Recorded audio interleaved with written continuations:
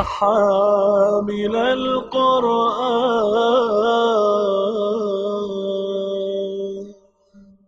اعوذ باللہ من الشیطان الرجیم.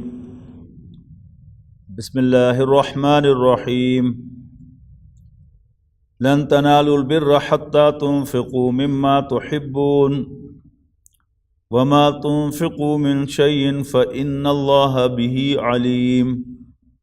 لن تنالوا البر حتى تنفقوا مما تحبون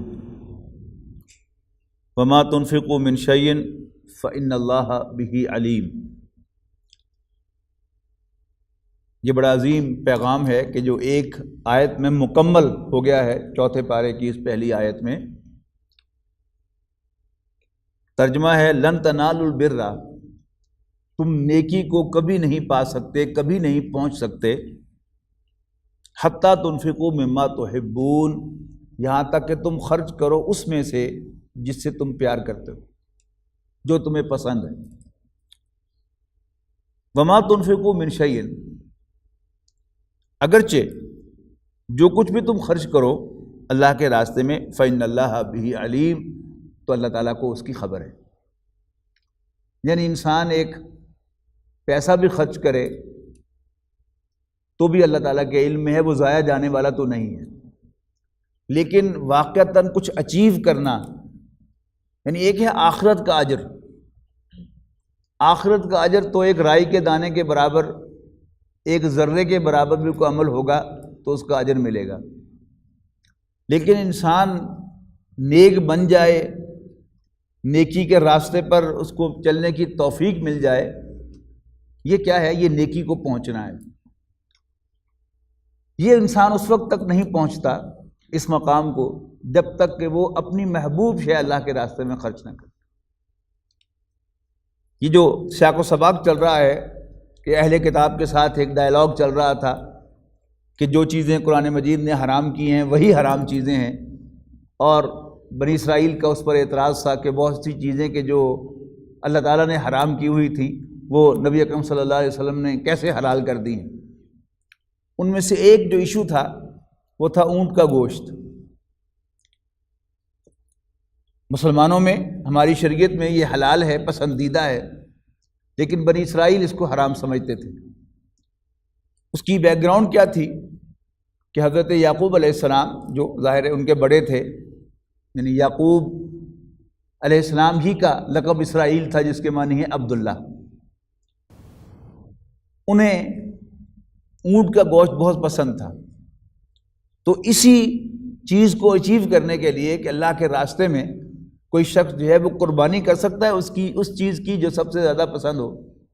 جیسے حضرت ابراہیم علیہ السلام سے اللہ تعالیٰ نے جو آخری ٹیسٹ لیا وہ کیا تھا کہ وہ بیٹا جو تم نے 80 سال کی عمر میں دعائیں مانگ مانگ کے لیا تھا، 86 سال میں تمہیں ملا، اور اب وہ تمہارے ساتھ دوڑ دھوپ کے قابل بھی ہو گیا، تمہارا ہاتھ بٹانے کے قابل بھی ہو گیا، تو کیا تم اسے میرے راستے میں قربان کر سکتے ہو؟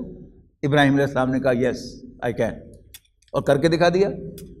اللہ تعالیٰ کو اس کی قربانی مطلوب نہیں تھی، حضرت ابراہیم علیہ السلام کا ٹیسٹ لینا مقصود تھا، تو پورے اترے. تو حضرت یعقوب علیہ السلام کو بھی سب سے زیادہ مرغوب شے جو تھی وہ اونٹ کا گوشت تھا، اور انہوں نے اسے قربان کیا کہ میں اللہ میں یہ بھی چھوڑ سکتا ہوں، اور چھوڑ دیا. کس لیے؟ نیکی کے مقام کو پہنچنے کے لیے. یعنی اگر ہم اپنی زندگی کو جائزہ لیں تو ہم میں سے شاید کوئی شخص بھی ایسا نہیں ہے کہ جو اللہ تعالیٰ کے لیے اپنے دل میں بغاوت رکھتا، اور نہ ہی رسول اللہ صلی اللہ علیہ وسلم کے لیے اس کے دل میں کوئی بغض، کوئی توہین یا کوئی انکار کہیں چھپا ہوا ہو، ہرگز نہیں. لیکن اس کے باوجود ہم محسوس کرتے ہیں کہ وہ جو غالب نے کہا تھا کہ جانتا ہوں ثواب طاعت و زہد، پر طبیعت ادھر نہیں آتی. وہ جو ہینڈ بریک لگی ہوئی ہے، ظاہر ہے ہمیں سے ہر شخص یہ چاہتا ہے کہ کسی طرح وہ ہینڈ بریک کھلے اور وہ بھی نیکی کے راستے پر گامزن ہو جائے. کوئی نیک آدمی ملتا ہے تو آپ اس کے لیے اس سے کیا کہتے ہیں کہ جی ساڑھے واسطے دعا کرے کو اللہ سانو بھی نیک بناوے. مطلب کیا ہوا کہ ہمیں سے ہر شخص نیک بننا چاہتا ہے، لیکن اندر کوئی رکاوٹ ہے. جیسے آپ گاڑی سٹارٹ کریں گیئر لگائیں اور ایکسلریٹ کریں اس کو، لیکن گاڑی چلے نا، کیا ہوتا ہے؟ یا تو غلطی سے ہینڈ بریک جو ہے وہ آن ہوتی ہے، یا آگے کوئی پتھر ہوتا ہے کہ جس کو وہ عبور نہیں کر سکتی، تو وہیں پر جو ہے وہ پہیہ گھوم جاتا ہے اس کا۔ تو ہمارا معاملہ بھی کم و بیش ایسا ہی ہے کہ ہم میں سے ہر شخص نیک بننا چاہتا ہے، بہت سی برائیاں اس کے علم میں ہوتی ہیں کہ وہ ان میں ملوث ہے، چھوڑنا چاہتا ہے لیکن چھوڑ نہیں پاتا۔ ہم میں سے ہر شخص چاہتا ہے کہ وہ 5 وقت باجماعت نماز ادا کرے، پہلی تکبیر کے ساتھ شامل ہو کر ادا کرے، لیکن کوئی ایسی رکاوٹ ہے کہ جو ہمیں ایسا کرنے نہیں دیتی۔ تو اس کے لیے کوئی ایسا کام کہ جو آپ کو ناپسند ہو بہت زیادہ، آپ اس کو کر کے دیکھیں اللہ کے لیے، اور کوئی ایسی چیز جو آپ کو بہت زیادہ پسند ہو، اللہ کے لیے آپ اس کو چھوڑ کے دیکھیں، تو اس سے آپ محسوس کریں گے کہ جیسے وہ رکاوٹ جو ہے آگے سے ہٹ گئی، اور پھر انسان کی طبیعت جو ہے وہ نیکی کی طرف آنا شروع ہو جاتی ہے۔ جانتا ہوں ثواب طاعت و زہد، پر طبیعت ادھر نہیں آتی تو کیا ہوگا؟ طبیعت ادھر آنا شروع ہو جائے گی، اور یہ بڑی ریمارکیبل چینج اپنے اندر آپ محسوس کریں گے۔ میں اپنی زندگی کو اگر ٹریس کرتا ہوں تو میں نے کوئی زیادہ محنت جو ہے وہ دین کی طرف آنے کے لیے نہیں کی، فرینکلی بتا رہا ہوں۔ دیکھیے اللہ تعالیٰ نے مجھے دین کی طرف کیسے کھینچا ہے۔ 8ویں جماعت میں نے عربی پڑھی تھی، 6 سے 8ویں تک، تو 8ویں جماعت کی کتاب میں ایک حدیث تھی کہ مسلمان کا بھائی ہے، لا یظلمہ ولا یسلمہ، نہ اس پر وہ زیادتی کرتا ہے اور نہ اسے بے یار و مددگار چھوڑتا ہے۔ پھر اسی کے ساتھ ایک اور حدیث تھی کہ کوئی مومن کسی دوسرے مومن کو 3 دن سے زیادہ بے یار و مددگار نہیں چھوڑتا، اس سے قطع تعلق نہیں ہوتا۔ اب ظاہر ہے کہ 8ویں جماعت کا میں اس وقت طالب علم تھا، بچہ ہی تھا، تو مسلمان کے ساتھ کوئی گریٹر امت مسلمہ اس کا تو کوئی تصور نہیں تھا۔ تو لے دے کر کیا ہوتا ہے، یا آپ کا گھرانہ، آپ کے بہن بھائی، یا آپ کے کلاس فیلوز، یا جن بچوں کے ساتھ انسان کھیلتا ہے، بس وہی اس کی کل دنیا ہوتی ہے۔ تو میرے اپنے ایک کلاس فیلو کے ساتھ بول چال بند تھی، جیسے اس سٹیج میں ہوتا ہے پکی کر لی کچی کر لی، اس طرح کی کیفیت۔ تو جب یہ حدیث مجھے کلک ہوئی تو میں چل کر اس کے پاس گیا اور میں نے اسے بلایا۔ اس نے کہا کہ نہیں، تمہاری میری بول چال بند ہے۔ تو میں نے کہا کہ نہیں، میں نے تمہیں بلانا ہے، اس لیے کہ حدیث میں اسی طرح آیا ہے۔ چھوٹی سی بات تھی کوئی بڑا میں نے تیر نہیں مارا تھا، لیکن میں یہ سمجھتا ہوں کہ اللہ تعالیٰ نے اس چھوٹی، یعنی ہوتا کیا ہے کہ انسان میں ہوتی ہے انانیت، کہ بول چال بند ہے، وہ کہتا ہے وہ پہلے بلائے، وہ کہتا ہے وہ پہلے بلائے۔ اگر آپ پہل کر لیتے ہیں تو پھر اللہ تعالیٰ آپ کے لیے، یعنی آپ کا وہ کام چھوٹے سے چھوٹا لیکن ہو خالص اللہ کے لیے، تو اللہ تعالیٰ پھر اس کے لیے نیکی کا راستہ کھولتا ہے۔ تو بڑی خوبصورت آیت ہے، یاد کرنے کے لائق ہے، اس کو نمایاں جگہ پر پیش کرنے کے لائق ہے، خود بھی اور اپنے اہل و عیال کو بھی، بال بچوں کو بھی، دوستوں کو بھی یہ بات آپ بتائیں کہ لن تنالوا البر حتی تنفقوا مما تحبون، کہ تم کبھی نیکی کو نہیں پہنچ سکتے، تمہیں کبھی نیکی کی توفیق نہیں مل سکتی یہاں تک کہ تم اللہ کے راستے میں خرچ کرو اس میں سے جو محبوب ہے۔ اللہ تعالیٰ ہمیں اس کی توفیق دے۔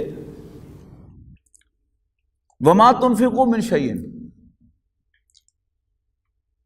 اور جو کچھ بھی تم خرچ کرتے ہو، فإن اللہ بھی علیم، اللہ تعالیٰ کو اس کا علم ہے۔ کل الطعام، اب وہ بات جو ہے وہ آ گئی جس کے لیے تمہید باندھی گئی تھی، کل الطعام کان حلا لبنی اسرائیل الا ما حرم اسرائیل علی نفسہ من قبل ان تنزل التوراۃ، یعنی بنی اسرائیل کو شریعت تو ملی تورات کے آنے سے، لیکن ایک دین فطرت جو وہاں پر چل رہا تھا، اس میں تمام جو بھی حلال چیزیں اللہ تعالیٰ نے بنائی ہیں وہ کھانے کا رواج تھا۔ جیسے آپ یوں سمجھیے کہ احادیث کمپائل ہوئی ہیں جا کے 250 سال کے بعد، لیکن جو ہی نبی اکرم صلی اللہ علیہ وسلم پر وحی کا آغاز ہوا تو دین اسلام تو پریکٹس میں آ گیا نا۔ تو حضرت ابراہیم علیہ السلام کی زندگی اور پھر بنی اسرائیل نبیوں کا خاندان تھا، تو جو دین کی بنیادی باتیں تھیں وہ آلریڈی ان پریکٹس تھیں، اگرچہ ان کی کمپائلڈ شکل احکام کی صورت میں تورات میں ابھی نازل نہیں ہوئی تھی، تو اس وقت بھی دین تو موجود تھا، تو سب کچھ حلال تھا بنی اسرائیل کے لیے، الا ما حرم اسرائیل علی نفسہ، سوائے اس کے کہ جو یعقوب نے، اسرائیل نے یعنی یعقوب علیہ السلام نے اپنے اوپر حرام کیا تھا، من قبل ان تنزل التوراۃ، اس سے پہلے کہ تورات نازل ہوتی، یعنی جب تورات نازل ہو گئی تو پھر اثر نو وہ ساری لسٹ جو ہے وہ ان کے سامنے آ گئی کہ یہ چیزیں حلال ہیں اور یہ چیزیں حرام ہیں، لیکن چونکہ کمپائل شکل میں احکام اور شریعت نہیں تھی، لہذا حضرت یعقوب علیہ السلام نے اونٹ کا گوشت اپنے اوپر حرام کر لیا، یعنی اپنے تزکیے کے لیے،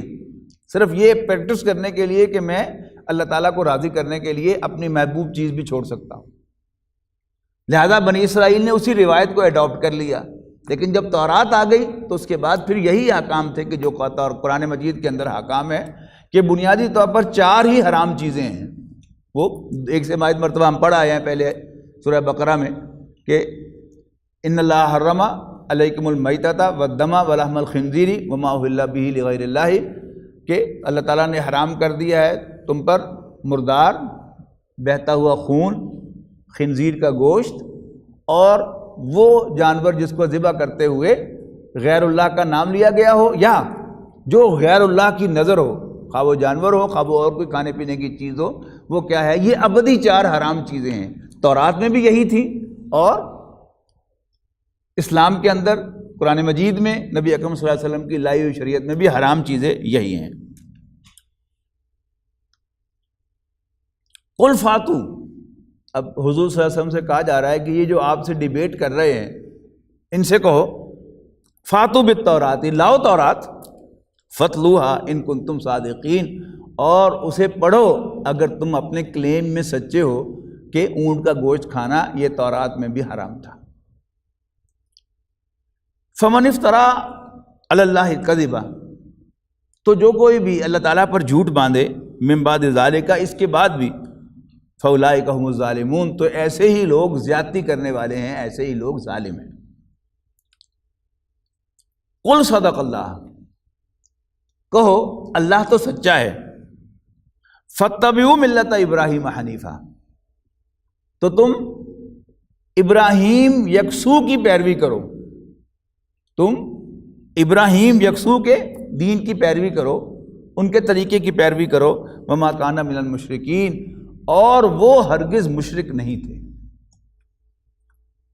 اب بنی اسرائیل میں یہودیوں کے ایک گروہ نے حضرت عزیر کو اللہ کا بیٹا قرار دیا، صریح شرک ہے، اور عیسائیوں نے صراحت کے ساتھ حضرت عیسیٰ علیہ السلام کو اللہ تعالیٰ کا ریئل بیٹا قرار دیا، صلبی بیٹا قرار دیا۔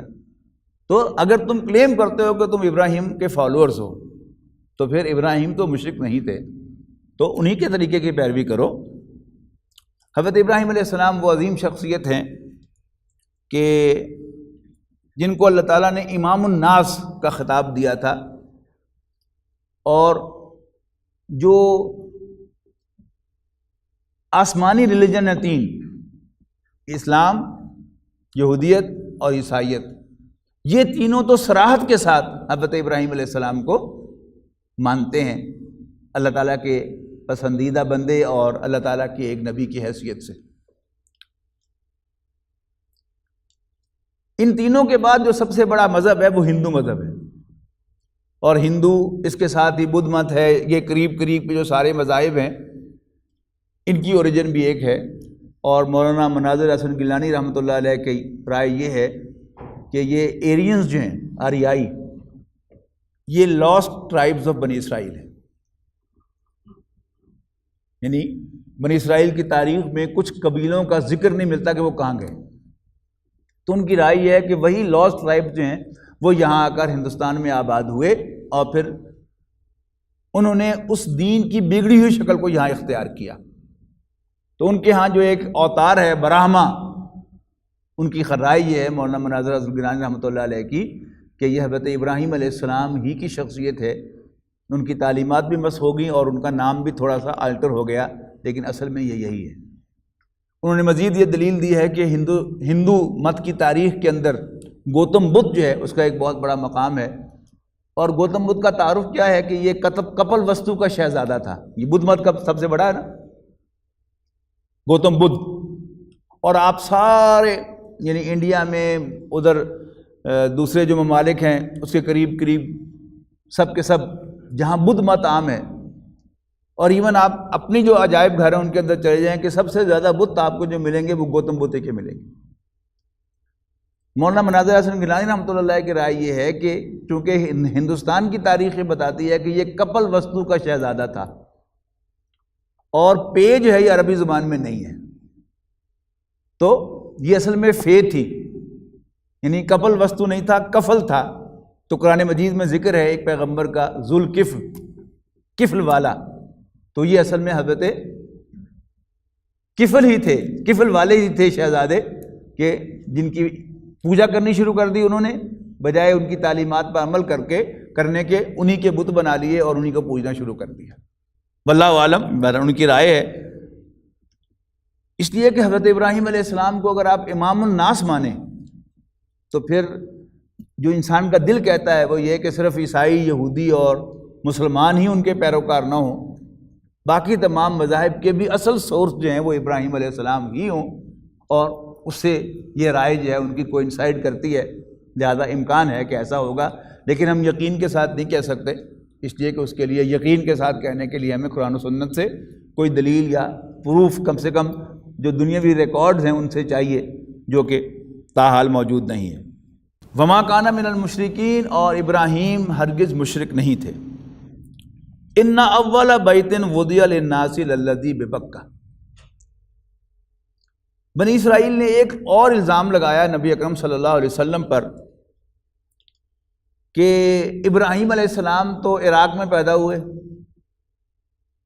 اور پھر وہاں سے وہ فلسطین گئے اور پھر اسی علاقے میں ان کا فائنلی انتقال ہوا، تو یہ تم نے مکے میں جو کعبہ بنا لیا ہے اور اس کو اپنا قبلہ بنا لیا ہے، اس کی دین میں کوئی حیثیت نہیں ہے، لہذا تم دین ابراہیمی پر نہیں ہو.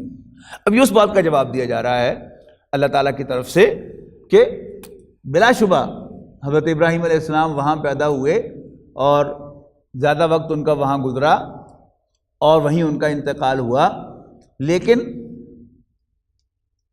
سب سے پہلا گھر جو اللہ تعالیٰ نے اپنی عبادت کے لیے بنایا تھا وہ مکہ ہی کے اندر تھا، وہ کعبہ ہی تھا. اور حضرت نوح علیہ السلام کے سیلاب میں وہ ساری عمارت منہدم ہو گئی تھی، اور حضرت ابراہیم علیہ السلام نے اللہ تعالیٰ کی ڈائریکشن میں اپنے بیٹے کے ساتھ مل کر اس عمارت کو اثر نو تعمیر کیا تھا. حضرت ابراہیم علیہ السلام خانہ کعبہ کے پہلے معمار نہیں ہیں، یاد رکھیے گا. سورہ بقرہ میں ہم پڑھ کے آئے نا، وَإِذْ يَرْفَعُ إِبْرَاهِيمُ الْقَوَاعِدَ مِنَ الْبَيْتِ وَإِسْمَاعِيلُ، یاد کرو جب ابراہیم اور اسماعیل اللہ کے گھر کی بنیادوں کو اٹھا رہے تھے، یعنی وہ بنیادیں پہلے تھیں جن کی اللہ تعالیٰ نے نشاندہی فرمائی، اور وہاں سے وہ بلڈنگ جو ہے وہ اٹھائی گئی. اور اللہ تعالیٰ نے نشانی کے طور پر کیا کیا کہ نارملی جو کچی زمین ہوتی ہے، گارا ہوتا ہے، اس میں پاؤں کے نشان بنتے ہیں، جوں جوں جگہ سخت ہوتی چلی جاتی ہے وہاں نشان نہیں جمتے، اور پتھر پر کسی پاؤں کے نشان کا کوئی سوال ہی نہیں. لیکن اللہ تعالیٰ نے ایک علامت کے طور پر پتھر کے اوپر حضرت ابراہیم علیہ السلام کے پاؤں کا وہ نشان بنایا جو ہم مقام ابراہیم کی شکل میں آج بھی دیکھتے ہیں. وہ کیا ہے؟ وہ اللہ تعالیٰ کی نشانیوں میں سے ایک ہے. اب اس کا ذکر آئے گا. سب سے پہلے فرمایا ان اول بیت وضع للناس للذی ببکہ، یقیناً سب سے پہلا گھر جو وضع کیا گیا لوگوں کے لیے کہ وہ اللہ کی عبادت کریں، للذی ببکہ، تو وہ ہے کہ جو مکے میں ہے، مبارکن، برکت والا، وہدی للعالمین، اور لوگوں کے لیے ہدایت کی سورس. یعنی خانہ کعبہ ایک ایسی جگہ ہے کہ جو دیکھنے کو کیا ہے، آپ اس کا کوئی کیمیکل انالیسس کریں تو عام پتھر ہیں اور عام قسم کا سارا میٹیریل جو ہے اس میں لگتا ہے، لیکن ہم میں سے جس کو بھی اللہ تعالیٰ نے حاضری کی توفیق دی ہے وہ محسوس کرتا ہے کہ وہاں جا کر انسان کے دل میں کوئی چنگاری جو ہے پھوٹتی ہے ایمان کی، یا وہ جو ڈورمیٹ ایمان انسان کے دل میں ہے، اللہ کے فضل و کرم سے ہم سب کے دل میں ہے، وہاں جا کے وہ ایمان جاگتا ہے. ایسی تاثیر اللہ تعالیٰ نے اس کی جگہ میں رکھی ہے. تو کیا ہے؟ وہ لوگوں کی ہدایت کی سورس ہے. ہدی للناس، وہ ہدی للعالمین، تمام جہانوں کے لیے، یعنی تمام جہان کے لوگوں کے لیے وہ ہدایت کی جگہ ہے.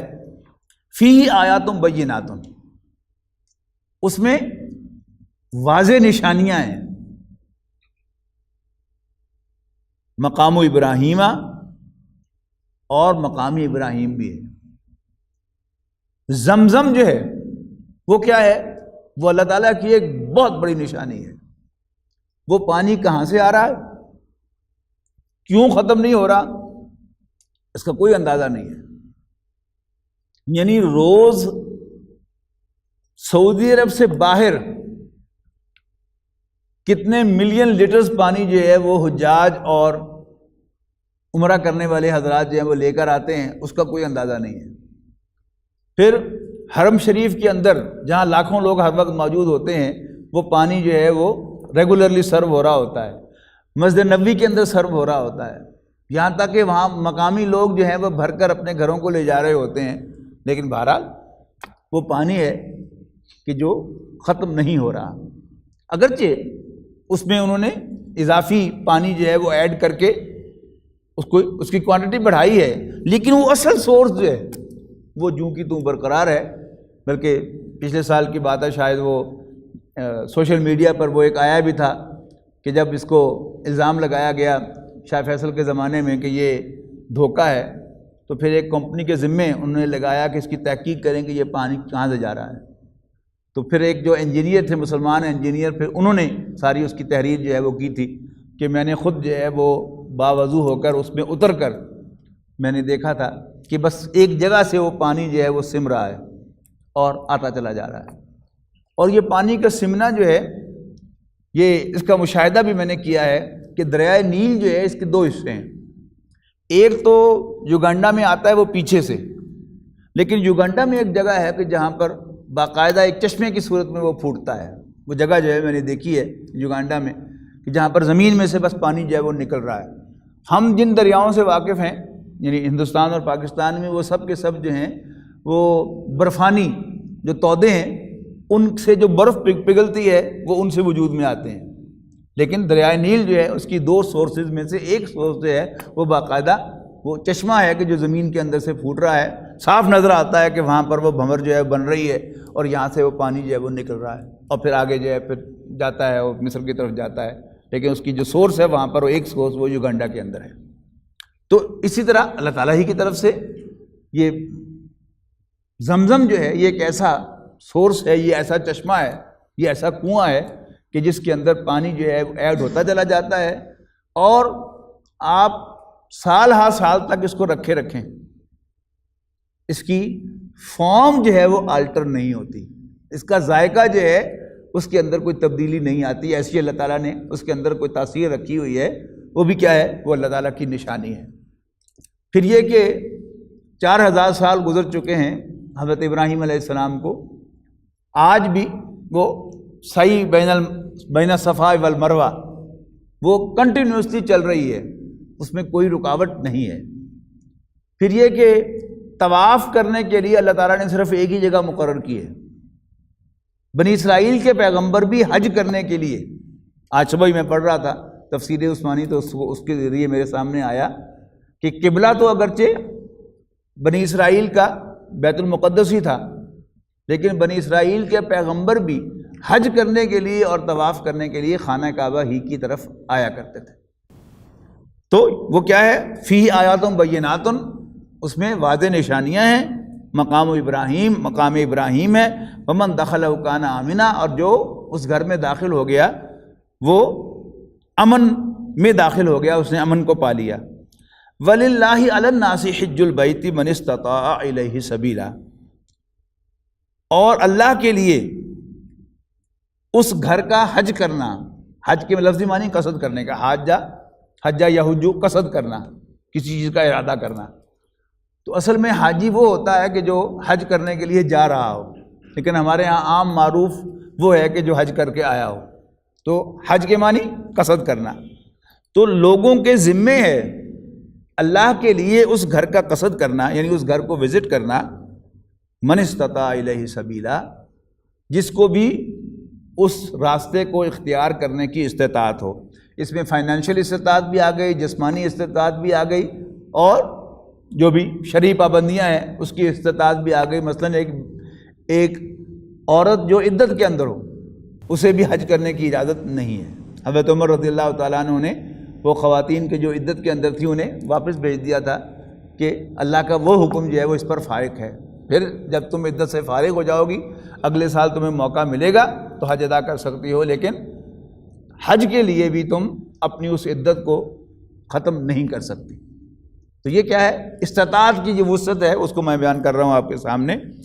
ومن کفر، اور جو اس حکم کی تعمیل نہ کرے، فإن اللہ غنی عن العالمین، تو اللہ تعالیٰ کو اس کی کوئی پرواہ نہیں ہے، اللہ تعالیٰ تمام جہانوں سے بے پرواہ۔ قل یا اہل الکتاب، کہو اے کتاب والو، اہل کتاب، لما تکفرون بآیات اللہ، تم اللہ تعالیٰ کی نشانیوں کا کیوں انکار کرتے ہو؟ واللہ شہید علی ما تعملون، اور جو کچھ بھی تم کر رہے ہو اللہ تعالیٰ اس پر گواہ ہے، یعنی اللہ تعالیٰ اس کو دیکھ رہا ہے۔ قل یا اہل الکتاب، کہو اے کتاب والو، اہل کتاب، لما تصدون عن سبیل اللہ من آمن تبغونہا عوجا، اہل کتاب تم ایمان والوں کو اللہ کے راستے سے کیوں روکتے ہو، باوجود اس کے کہ تم اس سے واقف ہو اور تم اس میں کجی نکالتے ہو۔ یعنی کم سے کم بنی اسرائیل کے علماء جو تھے وہ اس سے غافل نہیں تھے، یعنی عام پبلک جو ہے اس کو یہ ساری راز کی باتیں پتہ نہ ہوں کہ اصل گھر یہی ہے، اللہ تعالیٰ نے جو اللہ اپنی عبادت کے لیے بنایا ہے، لیکن عوام الناس کو ہو سکتا ہے پتہ نہ ہو۔ اب انہی کے اثر میں یہاں پر ذکر ہے کہ اے کتاب والو، کیوں اللہ کے راستے سے روکتے ہو ایمان والوں کو جو تم میں سے واقف ہوں اور تم اس میں سے کجی نکالتے ہو، تبغونہا عوجا، یعنی اس میں سے ٹیڑھ تلاش کرنے کے لیے، وانتم شہداء ہو، اور تم اس کے گواہ بھی ہو، وما اللہ بغافل عما تعملون، اور تمہاری حرکتوں سے اللہ تعالیٰ نا واقف نہیں ہے۔ یا ایھا الذین آمنوا، اے ایمان والو، ان تطیعوا فریقا من الذین اوتوا الکتاب یردوکم بعد ایمانکم کافرین، اے ایمان والو اگر تم کہنا مانو گے اہل کتاب میں سے کسی گروہ کا، یردوکم بعد ایمانکم کافرین، تو وہ تمہیں ایمان کے بعد کافر بنا دیں گے۔ اللہ تعالیٰ نے ہم پر جو بہت بڑا احسان کیا ہے، بہت بڑا احسان کیا ہے کہ ہمیں مسلمان بنایا ہے، ہمیں اللہ تعالیٰ کی اس نعمت کی قدر پہچاننی چاہیے اور اس کی قدر کرنی چاہیے۔ ایک چھوٹا احسان نہیں ہے اللہ تعالیٰ کا۔ اگر ہم اپنے اس احسان کو اللہ تعالیٰ نے جو ہم پر فرمایا ہے بھول جائیں گے تو پھر ہم دوسرے مذاہب کو اور دوسرے مذاہب کے لوگوں کو اپنے سے بہتر سمجھنے لگیں۔ دیکھیے، ایک ہے صرف موٹیویٹ کرنے کے لیے کوئی عالم دین یا کوئی دین کا مصلح، کوئی مجدد توجہ دلاتا ہے کہ تم کیسے ایمان والے ہو، یہ کرتے ہو، یہ کرتے ہو، یہ کرتے ہو، تم سے تو وہ اچھے ہیں۔ وہ صرف توجہ دلانے کے لیے ہوتا ہے، اٹ نیور مینز اٹ۔ حقیقت کیا ہے کہ مسلمان کافر سے اچھا ہے، اور مسلمانی اللہ تعالیٰ کا ہم پر بہت بڑا احسان ہے۔ جب انسان اس احسان کو بھول جاتا ہے اور دوسروں سے پھر گائیڈنس لینا شروع کر دیتا ہے، وہاں سے تباہی کا آغاز ہو جاتا ہے۔ یہ کیا کریں گے؟ ہمیں تو اپنے دین کی ناقدری ہو رہی ہے، دوسرا جو ہے وہ مورچہ لگائے بیٹھا ہے کہ میں کیسے مسلمانوں کو بھی کافر بنا لوں، واپس لے آؤں ان کو کفر کے اندر۔ اس کی کیفیت یہاں بیان کی جا رہی ہے، یا ایھا الذین آمنوا ان تطیعوا فریقا من الذین اوتوا الکتاب، اے ایمان والو اگر تم کہنا مانو گے اہل کتاب میں سے ایک گروہ کا، یردوکم بعد ایمانکم کافرین، وہ تمہیں ایمان لانے کے بعد کافر بنا دیں گے۔ وکیف تکفرون، اور تم کیسے کفر کر سکتے ہو، وانتم تتلی علیکم آیات اللہ وفیکم رسولہ، اور تم کیسے کفر کر سکتے ہو جبکہ تمہارے سامنے اللہ کی آیات تلاوت کی جاتی ہیں، وفیکم رسولہ، اور تمہارے اندر اللہ کے ایک پیغمبر ہیں صلی اللہ علیہ وسلم۔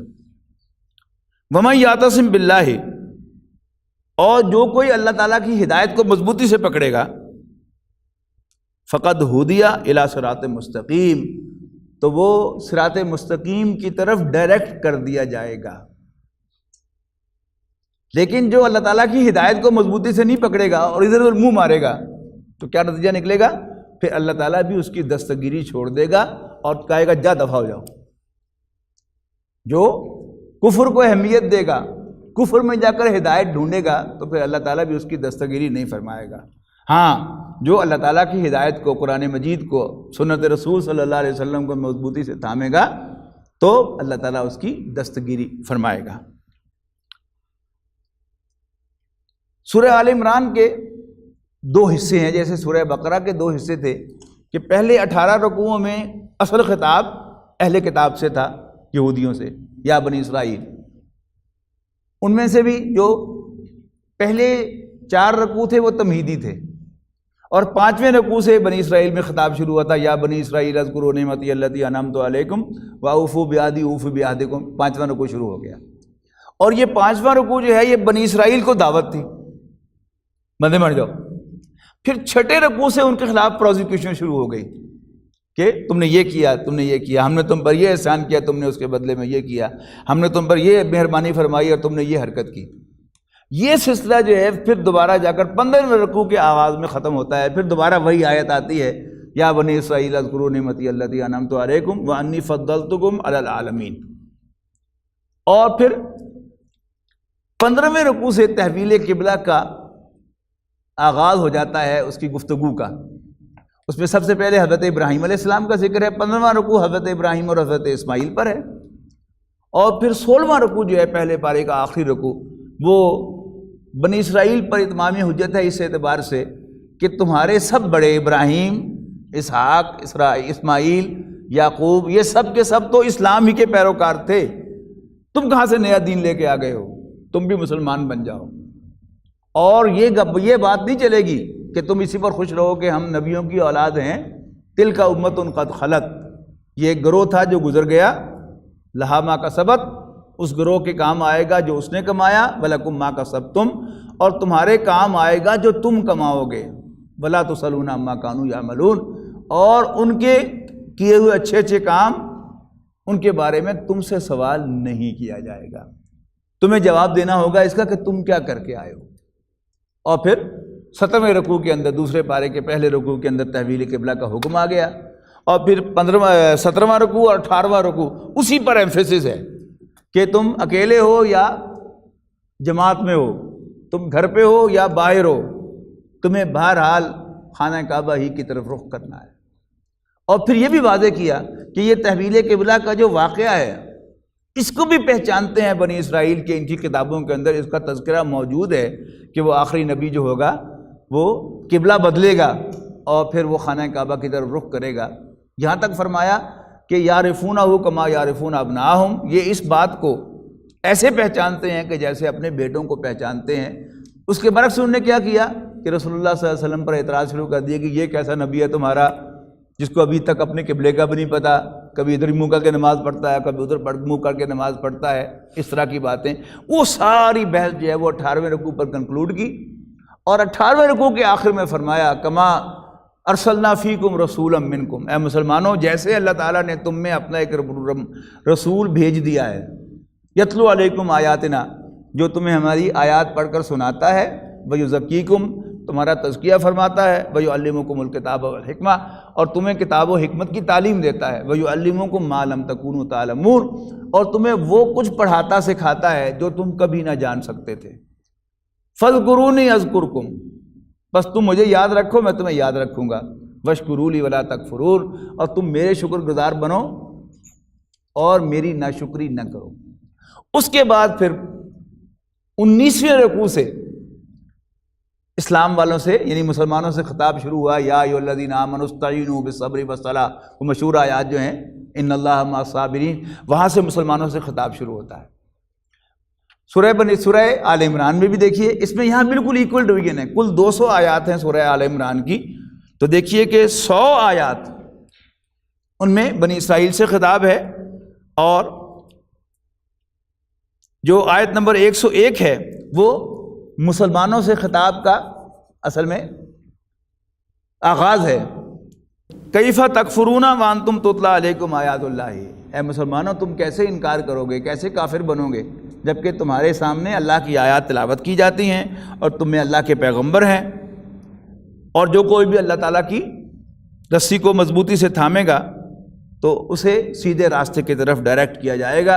اب ڈائریکٹ خطاب شروع ہو گیا ایمان والوں سے، یا ایھا الذین آمنوا اتقوا اللہ حق تقاتہ، اے ایمان والو اللہ سے ڈرو جیسا کہ اس سے ڈرنے کا حق ہے۔ ٹھیک ہے نا، ہر آدمی کا جو ڈر ہوتا ہے یا اس آدمی کے ساتھ جو ڈیلنگ ہوتی ہے وہ اس آپ کے ذہن میں جو اس کا مقام ہوتا ہے اس کے مطابق ہوتی ہے۔ یعنی بچپن میں اپنا یاد کروں، آپ کا بھی ایسا ہی معاملہ ہوگا اکثر کا کہ گھر میں سب سے زیادہ شفقت دکھانے والی، پیار کرنے والی وہ ماں ہے، لیکن ماں کی بات کو عام طور پر ویٹیج نہیں دیتا بیٹا۔ وہ سارا دن ہوتی ہے پاس، وہ ڈانٹتی دپڑتی بھی رہتی ہے اور تھوڑا بہت مارتی بھی رہتی ہے، لیکن اتنا روب اس کا نہیں ہوتا جو باپ کا روب ہوتا ہے۔ یہ مجھے یاد ہے بچپن میں کہ صبح فجر کی نماز کے لیے والدہ نے 5 دفعہ بھی آ کے آواز دے دی تو ہم ہلے نہیں اپنی جگہ سے، والد صاحب نے ایک آواز دی تو فوراً رضائی ادھر اور ہم اٹھ کے کھڑے ہو گئے۔ نہیں، ایک ہوتا نا کہ کون بلا رہا ہے۔ اسی طرح جب اللہ تعالیٰ کا مقام و مرتبہ ہمارے ذہن میں ہوگا اور اس پر ایمان پکا ہوگا تو پھر ہم اللہ تعالیٰ سے لازماً ڈریں گے جیسا کہ اس سے ڈرنا چاہیے۔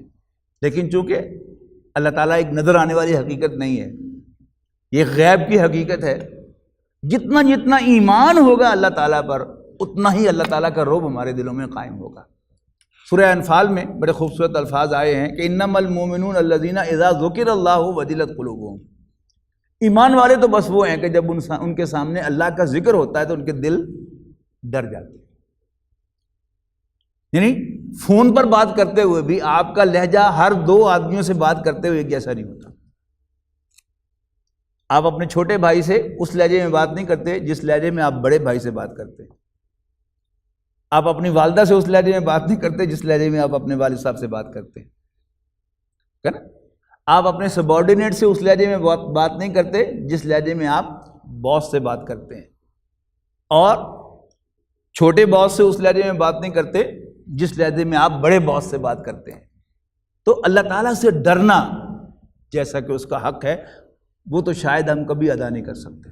جب یہ آیت مبارکہ نازل ہوئی تو صحابہ کرام ڈر گئے اور انہوں نے اپنا کنسرن رسول اللہ صلی اللہ علیہ وسلم کے سامنے ظاہر کیا کہ اللہ کے رسول یہ تو ممکن نہیں ہے۔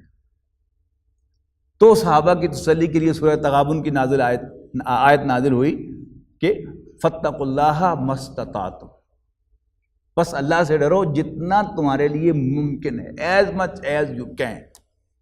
ورنہ اللہ تعالیٰ کتنا بڑا ہے، اس کی طاقت کتنی زیادہ ہے، میرا رواں کس طرح اس کے کنٹرول میں ہے، تو کتنا ڈرنا چاہیے۔ کیا اتنا اللہ تعالیٰ سے ڈر سکتے ہیں؟ حقیقت کیا ہے؟ حقیقت تو اس کو بالکل برعکس ہے کہ میں نے پہلے بھی عرض کیا تھا کہ سچی بات یہ ہے کہ میں آپ سے ڈرتا ہوں، اللہ تعالیٰ سے نہیں ڈرتا۔ یعنی بہت سی حرکتیں ہیں کہ جو میں نارملی کر جاؤں گا لیکن کھوڑیاں والے کے قریب میں کرنے سے اوائڈ کروں گا کہ آپ میں سے کوئی مجھے دیکھ نہ رہا ہو۔ اس کا مطلب کیا کہ میں آپ سے ڈرتا ہوں، حالانکہ اصل ڈر تو اللہ تعالیٰ کا ہونا چاہیے۔ تو فاتقوا اللہ ما استطعتم یہ کیا ہے؟ یہ ایک ریلیف تھا، ورنہ آئیڈیل جو ہے وہ یہی ہے کہ یا ایھا الذین آمنوا اتقوا اللہ حق تقاتہ، اے ایمان والو اللہ سے ڈرو جیسا کہ اس سے ڈرنے کا حق ہے۔ اور اس کے بعد جو بڑا ہے وہ پریکٹیکل بات ہے، ولا تموتن الا وانتم مسلمون، اور دیکھنا ہرگز نہ مرنا، ولا تموتن ہرگز نہ مرنا اس حال میں کہ تم مسلمان ہو، تم فرما بردار ہو۔ مسلمان کے 2 معنی، اسلام کے لفظی معنی کیا ہے؟ فرما برداری، سرنڈر کرنا، سبمٹ کرنا، اور اسلام کے اصطلاحی معنی کیا ہے؟ مسلمان ہونا۔ تو یہاں دونوں ہی مفہوم سامنے رکھیے گا کہ آئیڈیل کیا ہے کہ ہم اللہ تعالیٰ کے فرما بردار ہوں، لیکن منیمم کیا ہے اور وہ منیمم بھی بہت بڑا ہے، بہت بڑا ہے، ہمیں اس کی قدر نہیں ہے، وہ یہ کہ حالت اسلام میں ہماری موت آئے۔ یعنی جو سیکولر آندھیاں چلی ہیں انہوں نے ہمارا جو کچھ بگاڑا ہے، اس میں سے ایک بہت بڑا بگاڑ یہ ہے کہ ہمیں اسلام کی نعمت کی قدر نہیں رہی۔ جیسے کہ پہلے ذکر آیا تھا کہ اگر تم ان کی اطاعت کرو گے وہ تمہیں گمراہ کر کے چھوڑیں گے، کافر بنا کے چھوڑیں گے۔ میں جب چھوٹا تھا تو اکثر ائمہ مساجد یہ دعا کیا کرتے تھے کہ یا اللہ کلمے پہ موت دے۔ اب یعنی امام صاحب اگر یہ دعا کریں گے تو کوئی مقتدیوں میں آ کے ان سے آ کے بحث بھی کرے گا کہ یہ صرف اسلام کا کی فائدہ ہے، مسلمان ہونا دا بندے نے عمل بھی کرنا چاہیے، عمل سے بھی دعا کریا کرو۔ تو یہ کیا ہے؟ یہ وہ سیکولر اثرات ہیں کہ ایمان کا جو امپیکٹ تھا وہ کم ہو گیا، عمل امپورٹنٹ ہو گیا اور ایمان جو ہے وہ سیکنڈری ہو گیا، حالانکہ ایمان پہلے ہے، عمل اس کے بعد ہے۔ یعنی یہ سب اس کے مظاہر ہیں کہ کوئی شخص جو ہے وہ 6 مہینے کسی مغربی ملک میں لگا کے آئے اور وہاں خالص چیزیں جو ہیں وہ لیبل کے مطابق لے کے آئے، کھا کے آئے، تو یہاں کہتا ہے کہ جی اصل اسلام تو اتنے پہ آیا۔ کیا مطلب اس کا؟ کہ ایمان صرف عمل کا نام ہے؟ نو، ایمان اصل میں حضرت محمد صلی اللہ علیہ وسلم کو اللہ کا رسول ماننے کا نام ہے۔ یا وہی کہتا ہے کہ جی انہا مسلمان نہ تو کافر چنگے، حالانکہ ہمارا ایمان کیا ہے کہ برے سے برا مسلمان بھی نیک سے نیک کافر سے بہتر ہے۔ اس بات کو ذہن میں بٹھانے کی کوشش کریں، اس لیے کہ کافر کی تعریف کیا ہے، مومن کی تعریف کیا ہے؟ جیسے میں نے عرض کیا کہ مومن کسے کہتے ہیں؟ جو حضرت محمد صلی اللہ علیہ وسلم کو اللہ کا رسول بلکہ آخری رسول مانتا ہے، ان کی لائی ہوئی ہدایت کو آخری ہدایت سمجھتا ہے۔ کافر کی تعریف کیا ہے؟ کہ جو رسول اللہ صلی اللہ علیہ وسلم کے دعوی نبوت کو، دعوی رسالت کو نہیں مانتا۔ آج کے اس انٹرنیٹ کے دور میں، سوشل میڈیا کے دور میں نہیں سمجھتا کہ کسی دنیا کے کونے میں کوئی شخص ایسا ہو سکتا ہے جسے یہ پتہ نہ ہو کہ عرب میں ایک شخص محمد نامی صلی اللہ علیہ وسلم نے اللہ کا پیغمبر، اللہ کا رسول ہونے کا دعویٰ کیا تھا، میسنجر آف اللہ۔ اس کے پاس کیا دلیل ہے؟ وہ رسول اللہ صلی اللہ علیہ وسلم کی شخصیت میں کیا کمی یا نقص پاتا ہے معاذ اللہ کہ وہ انکار کرے کہ آپ کا یہ دعویٰ سچا نہیں ہے؟ تو اب اگر اس کو نہیں مانتا تو وہ مجرم ہے سب سے بڑا، کہ وہ سب سے بڑی سچائی یعنی رسول اللہ صلی اللہ علیہ وسلم کا اللہ کا رسول ہونا اس کو نہیں مانتا۔ ہم پر اللہ کا فضل ہے کہ اللہ تعالیٰ نے اکثر و بیشتر ہماری محنت کے بغیر ہمیں مسلمان گھرانوں میں پیدا کر کے ہمیں یہ نعمت اسلام عطا کی ہے۔ اب ہماری یہ ذمہ داری ہے کہ ہم اس پر عمل کرنے کی بھی حد الوسع کوشش کریں، اللہ تعالیٰ سے ڈریں بھی صحیح جتنا ڈر سکتے ہیں، لیکن اس نعمت کی قدر ضرور کریں۔ مبادہ ہم کہیں لبرلزم کے اندر اور فیشن کے اندر اور اپنے آپ کو ذرا ماڈرن کہلانے کے چکر میں اس حال میں مر جائیں کہ ہماری زبان سے کوئی کلمہ کفر نکلا ہو۔ یہ جو واقعات آپ دیکھتے ہیں جو پیش آتے ہیں، یعنی کوئی رسول اللہ صلی اللہ علیہ وسلم کی توہین کرتا ہے اس امید سے کہ اسے کسی یورپی ملک میں پناہ مل جائے گی، بہت گھٹیا حرکت ہے، کوئی اچیومنٹ نہیں ہے، بدبختی ہے انسان کی۔ کوئی جو ہے وہ اپنے آپ کو ماڈرن ظاہر کرنے کے لیے، سیکولر ظاہر کرنے کے لیے، لبرل ظاہر کرنے کے لیے، پڑھا لکھا ظاہر کرنے کے لیے رسول اللہ صلی اللہ علیہ وسلم کی رسالت کا انکار کر دیتا ہے، یا بعض اوقات مذاق کے اندر کوئی بات ایسی جو ہے وہ انسان کہہ جاتا ہے جس سے کلمہ کفر جو ہے وہ انسان پر لاگو ہو جاتا ہے۔ تو ایسی چیزوں سے ہمیں گریز کرنا چاہیے، اور وہ جو روایتی دعا ہے پرانی کی یا اللہ اس کلمے پر ہمیں موت دے، اس کو ہمیں اپنا معمول بنانا چاہیے کہ یا اللہ، یہی نماز جنازہ کے اندر بھی آپ دیکھیں نا، آخری 2 جملے جو ہیں ان کا حاصل کیا ہے کہ اللہم من احییتہ منا فاحیہ علی الاسلام، کہ اللہ ہمیں سے جسے بھی موت دے، ہمیں سے جس کو بھی زندہ رکھ، اسے اسلام پر زندہ رکھ. ومن توفیتہ منا فتوفہ علی الایمان، اور ہم میں سے جس کو بھی تو لے، جس کو بھی موت دے اسے حالت ایمان پر موت دے. تو بڑی اہم دعا ہے وہ، اس دعا کو ہمیں اپنا معمول بنانا چاہیے. تو فرمایا یا ایھا الذین آمنوا اتقوا اللہ حق تقاتہ ولا تموتن الا وانتم مسلمون. اے ایمان والو اللہ سے ڈرو جیسا کہ اس سے ڈرنے کا حق ہے، اور دیکھنا تمہیں ہرگز موت نہ آئے، ہرگز موت نہ آئے مگر حالت اسلام میں، اللہ تعالیٰ کی فرما برداری میں. بارک اللہ لی ولکم فی القرآن العظیم ونفعنی وإیاکم بالآیات والذکر الحکیم.